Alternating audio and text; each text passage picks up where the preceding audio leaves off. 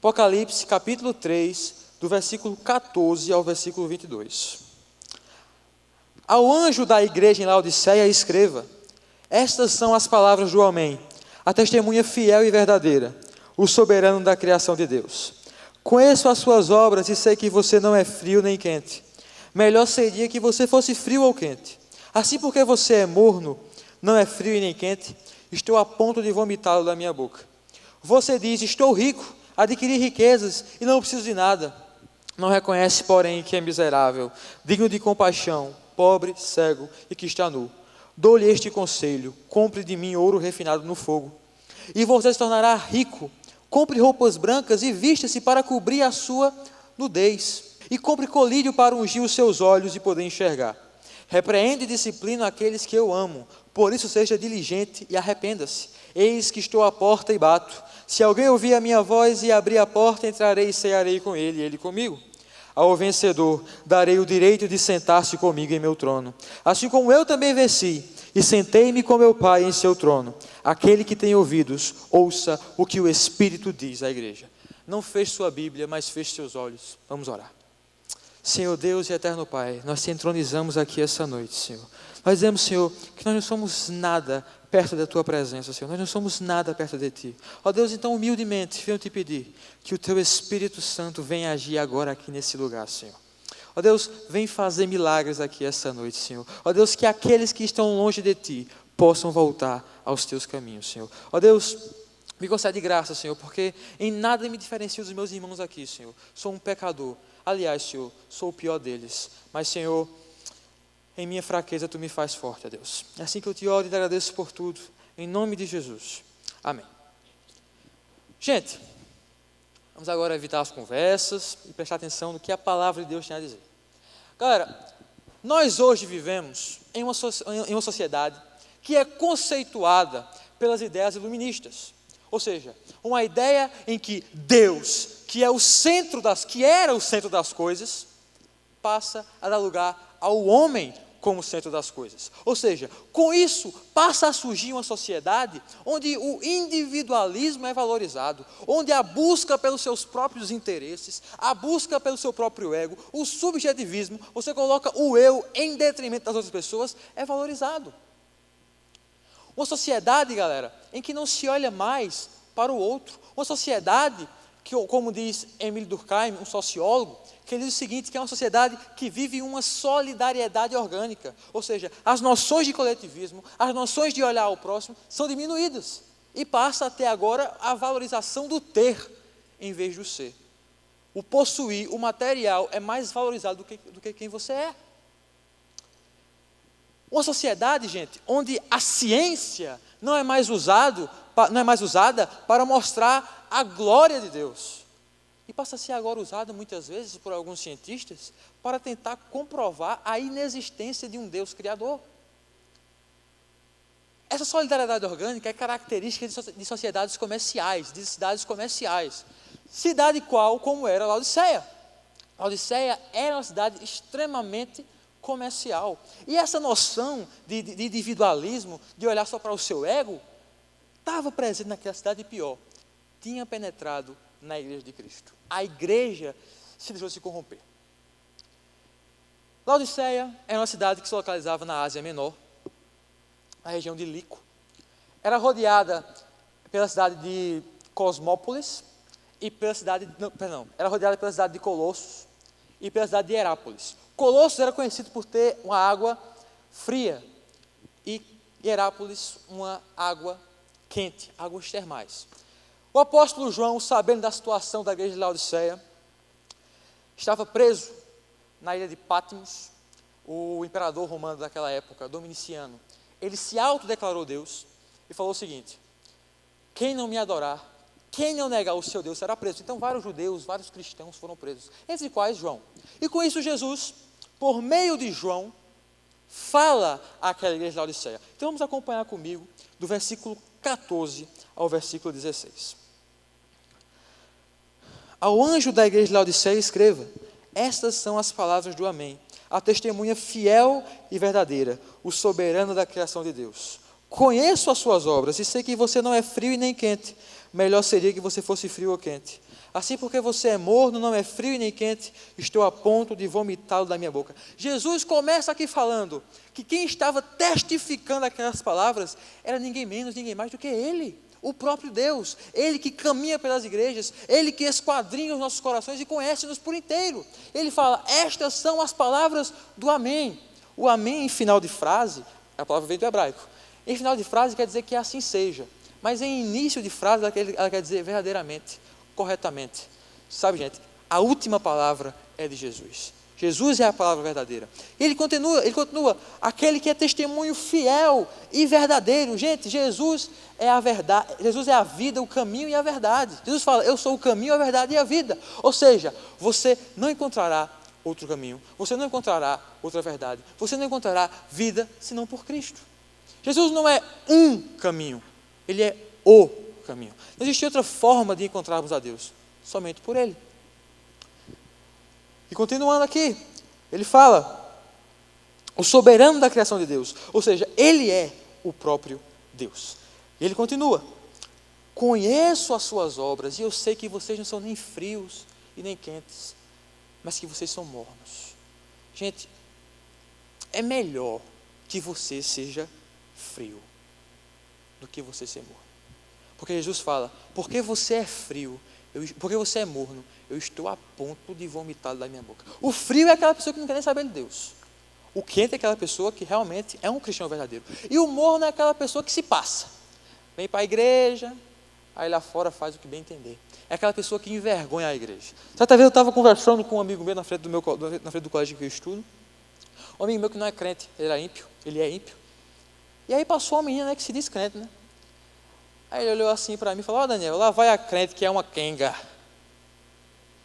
Aí eu, rapaz, quando tu fosse referir a ela, bicho, não chama ela de crente não, porque eu conheço inúmeras pessoas na minha igreja que não são quengas, que são crentes verdadeiros. Sabe, aquela menina ali, ela envergonhava a igreja de Cristo, ela envergonhou a igreja de Cristo, sabe? As pessoas tinham uma ideia preconceituosa da igreja, porque diziam, é crente ali, é falso, não tem um crente verdadeiro aqui na igreja. Sabe, uma pessoa morna é aquela pessoa que quando vai dar o dízimo, ela dá uma quantia que não prejudique a si mesmo. Ela quer a comodidade, e a comodidade não tem nada a ver com a vida cristã. Uma pessoa morna é uma pessoa que escuta histórias radicais de pessoas que fizeram coisas maravilhosas por Cristo, mas elas mesmas não fazem, elas não pregam, elas têm vergonha. Quando se levanta um assunto polêmico na sua sala de aula, ela vai para a opinião em que todos dizem que é a mais aceita pela população, e não o que a Bíblia diz. Uma pessoa que é morna, ela não quer ser salva do pecado, ela quer ser salva do castigo que o pecado gera. Então, é uma pessoa na qual Jesus Cristo tem nojo. Estou a ponto de vomitá-lo da minha boca. Jesus aqui faz uma comparação com as águas de Laodiceia, porque as águas passavam por um arqueduto, ia de Colossos, passava por Laodiceia e chegava a Herápolis. A água vinha de Colossos, a água vinha fria, passava por Laodiceia, estava morninha. Quando chegava em Herápolis, estava quente. Então, a água lá em Laodiceia era uma água morna, uma água ruim, uma água em que não era potável, as pessoas tomavam aquela água e vomitavam. Jesus estava fazendo uma comparação com a água, para que eles pudessem entender o que é que ele estava sentindo em relação às pessoas mornas. Você diz, estou rico, adquiri riquezas e não preciso de nada. Não reconhece, porém, que é miserável, digno de compaixão, pobre, cego e que está nu. Sabe, gente, a pergunta que eu faço a vocês agora, depois de toda essa conversa sobre morno, é a seguinte: será que seu coração realmente tem um solo fértil? Porque aquela igreja, aquela cidade de Laodiceia, era uma cidade muito rica mesmo. É tanto que lá, 60 anos depois de Cristo, teve um terremoto. E ela estava sob o domínio do Império Romano. E ela negou a ajuda do Império Romano. Falou, não precisa, eu me reconstruo sozinho. De tal maneira que elas eram ricas. Mas, gente, riqueza não compra amizades verdadeiras. Riqueza não compra a sua salvação. E aqui também tem uma comparação sobre a igreja de Esmirna, uma igreja que Jesus manda a carta um pouco antes, no livro de Apocalipse, em que Jesus fala: vocês de Esmirna são pobres, porém são ricos aos meus olhos. Aquela igreja não. Laodiceia, elas eram ricas, mas eram pobres aos olhos de Deus.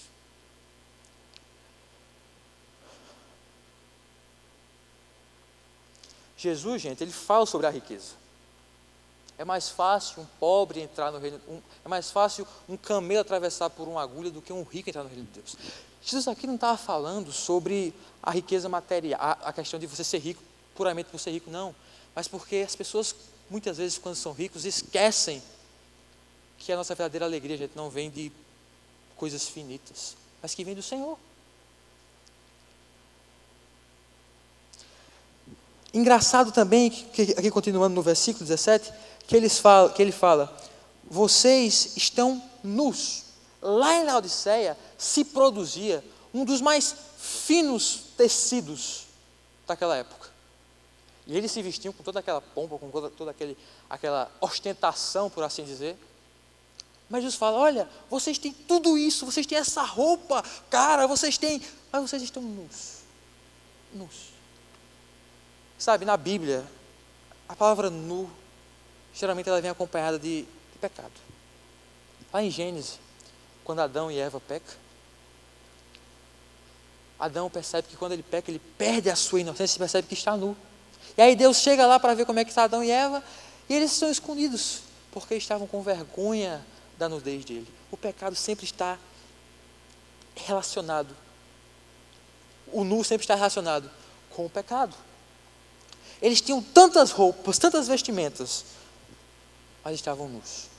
Eles não confiavam em Deus, mas eles confiavam em si mesmo. Um cristão, ele não pode colocar a sua alegria, a sua fé em suas habilidades, ou em seu dinheiro, ou em qualquer outra coisa. Ele deve colocar em Deus. E aí no versículo 18, lê comigo. Dou-lhe este conselho, compre de mim ouro refinado no fogo, e você se tornará rico. Compre roupas brancas e vista-se para cobrir a sua vergonhosa nudez. E compre colírio para ungir os seus olhos e poder enxergar. Compre de mim ouro refinado. Compre de quem, gente? De Jesus. A nossa verdadeira riqueza, galera, não é a riqueza desse mundo, mas é a riqueza espiritual. Eu lembro aqui a vocês a história de Jó. Jó, ele era um dos homens mais ricos da sua época, um homem extremamente próspero. Ele perdeu tudo, perdeu, os filhos morreram, os seus bens materiais, tudo.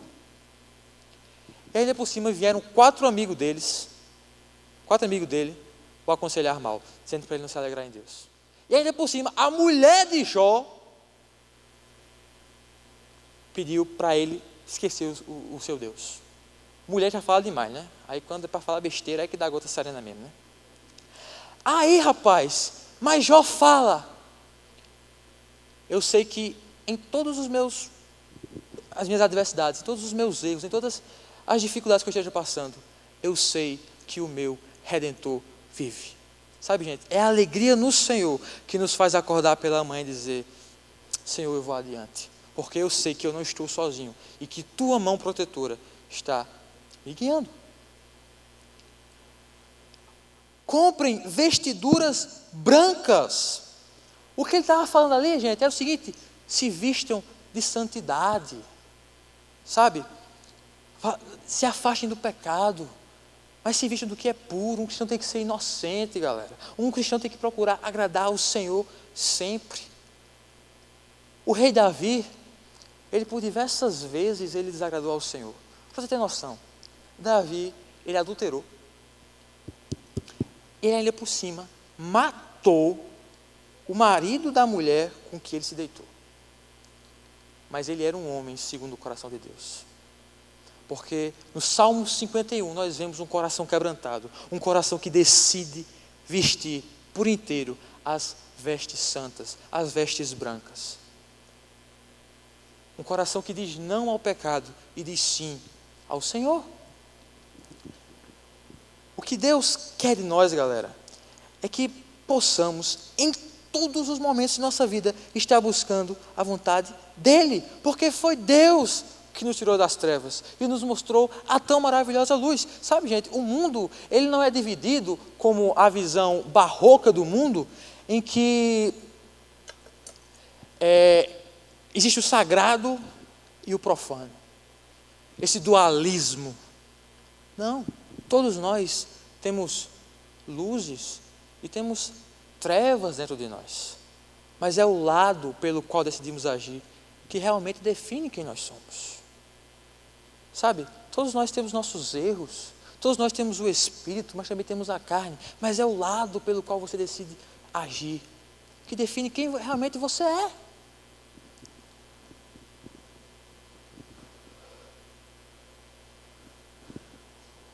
O que define quem você realmente é, quando você escolhe estar com o Espírito Santo, você passa a ser um verdadeiro adorador. Sabe, a mulher samaritana, ela perguntava a Jesus: Jesus, eu vou adorar olhando para onde, Senhor? Adorar olhando para o Monte Gerizim ou olhando para Jerusalém? Jesus falou: minha irmã, minha filha, o Pai procura aqueles que o adoram em espírito e em verdade, os verdadeiros adoradores. O que é um verdadeiro adorador? É que em todas as áreas da sua vida, ele adora o Senhor, seja nos estudos, seja com seus pais, não importa, sempre esteja adorando ao Senhor com os seus atos. É isso que Deus quer de nós, gente. Um verdadeiro adorador, ele não mede esforços aonde quer que ele esteja para agradar a Deus. Porque, gente, como eu falei para vocês, não existe essa noção de profano, mas sim a noção de que a santidade está em nós. Nós somos os santos. Tem pessoas assim que passam por a igreja, né? Aí se benze. Porque pensa que ali tem um lugar santo, um lugar... Não. Somos nós o templo do Espírito Santo. Continuando aqui, ele fala: comprem colírio para que vocês possam enxergar, pois estavam cegos pelo pecado, gente. O colírio, ele tem a função de limpar a nossa visão para podermos enxergar o que está adiante. E eles estavam cegos. O pecado nos cega. Mas só por meio de Jesus que pode nos curar da cegueira espiritual e entendermos a mensagem da cruz, e entendermos o motivo pelo qual Jesus Cristo, há 2000 anos atrás, veio e morreu por nós. Só o Senhor que pode fazer isso. E viver uma vida para a glória dEle. Versículo 19, já estamos acabando. Eu repreendo e disciplino aqueles que eu amo, por isso seja diligente e arrependa-se. A correção que vem de Deus, ela busca o nosso crescimento. Se alegre quando você estiver sendo disciplinado pelo Senhor. Fique triste quando você não for mais disciplinado, porque é um sinal de que você não é filho de Deus. Porque a disciplina do Senhor vem para nos gerar arrependimento. Ele fala aqui: sejam diligentes. O que é diligente? Sejam zelosos, levem Deus a sério e se arrependam. Existe uma diferença muito grande entre arrependimento e remorso. O arrependimento é quando você se entristece, é quando você pede perdão, porque você pecou contra o seu Deus, porque você pecou contra as pessoas que estão ao seu lado. Mas o remorso é quando você se entristece pela consequência que o pecado lhe trouxe. O marido que se casa, o marido que trai a mulher descobre que quer se separar. E aí o marido se arrepende, se sente triste, porque vai haver um divórcio. O que Deus quer de nós, gente, é o verdadeiro arrependimento. Versículo 20, já se dirigindo para o fim. Eis que estou à porta e bato. Se alguém ouvir a minha voz e abrir a porta, entrarei e cearei com ele. Esse versículo eu sempre prego quando estou evangelizando. Quando eu estou pregando para uma pessoa que não é da igreja. Quando estou pregando para um ímpio. Eis que Jesus está à porta e bate, quer entrar na sua vida. Deixa o amor entrar. Essa gente. Enfim. Mas aqui, Jesus estava falando para um ímpio. Jesus estava falando para a igreja. Vocês aqui me adoram, vocês aqui pregam a mim, mas vocês não deixam eu entrar na igreja, não deixam que eu haja. Sabe, galera, isso é muito importante para a gente entender essa história aqui, gente. Como é que pode a igreja não deixava Jesus entrar na sua vida? Isso parece muito a história de Zaqueu. Zaqueu, ele subiu numa árvore para poder ver Jesus. Jesus, quando viu Zaqueu, falou: menino, desce daí, que eu quero cear em tua casa. Zaqueu era um pecador, um publicano, em que ele era mal visto pela sociedade, porque ele roubava o seu próprio povo. E Jesus falou: Zaqueu, deixa eu entrar na tua casa. Zaqueu, com a maior alegria do mundo, deixa que o Senhor entre. Sabe, eu imagino Jesus olhando para Zaqueu, sabe, Jesus falando: Zaqueu, eu quero cear contigo. Sabe, eu quero conhecer os quartos mais profundos da tua vida. Porque quando você convida uma pessoa para entrar na sua casa, né, você vai logo aprendendo: olha, aqui é o quarto do meu filho, aqui é o quarto da minha mãe, aqui é o quarto aqui. E o que Jesus quer de nós é o seguinte: eu quero conhecer os quartos mais obscuros, sabe? O quarto da desonestidade, o quarto da mentira, o quarto da imoralidade, o quarto da falta de confiança. Sabe, eu quero ceiar contigo. Sabe, a gente só deixa uma pessoa ceiar conosco, sabe, jantar junto conosco, uma pessoa íntima nossa. O que Deus quer de nós, gente, é ser íntimo, ser o seu melhor amigo, para que você possa confiar nele todos os seus problemas. E por fim, gente, no versículo 21, ao vencedor darei o direito de sentar-se comigo em meu trono, assim como eu também venci e sentei-me com o meu Pai em seu trono. Aquele que tem ouvidos, ouça o que o Espírito diz às igrejas. Sabe, galera, ao vencedor, Deus dará a vida eterna. A vida cristã, ela é uma corrida, mas ela não é uma corrida como as que vemos aqui. Na corrida que nós vemos aqui, nós temos um ouro, um prata, um bronze. Mas quem vence a caminhada cristã não são aqueles que chegam primeiro, mas são aqueles que conseguem chegar até o fim. É uma prova de resistência. E quem estará na linha de chegada nos esperando não é ninguém menos, ninguém mais do que Jesus Cristo, que irá ver todo o nosso cansaço, que irá cuidar de todas as nossas dores, todas as nossas tristezas, todos os nossos medos, todas as ansiedades. Irá dizer: meu filho, acabou. Agora você viverá comigo, hoje até a eternidade. Sabe, eu sempre, quando eu estou aconselhando alguém, e essa pessoa está com uma falta de confiança, está com medo de alguma coisa, eu digo o seguinte: olha, quando nós aceitamos a Deus, a nossa vida é como um barco.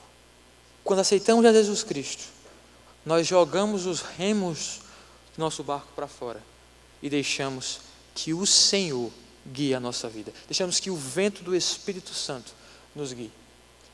Deus aqui não fez nenhuma crítica em relação à pornografia, em relação a qualquer coisa, tipo de pecado desse tipo, para aquela igreja, não. Ele criticava que eles se achavam autossuficientes, que eles poderiam fazer qualquer coisa sem Deus. Mas o cristão verdadeiro tem a alegria de dizer: Senhor, eu sou dependente de Ti e eu entrego a minha vida em Tuas mãos. Que o Senhor nos abençoe, gente.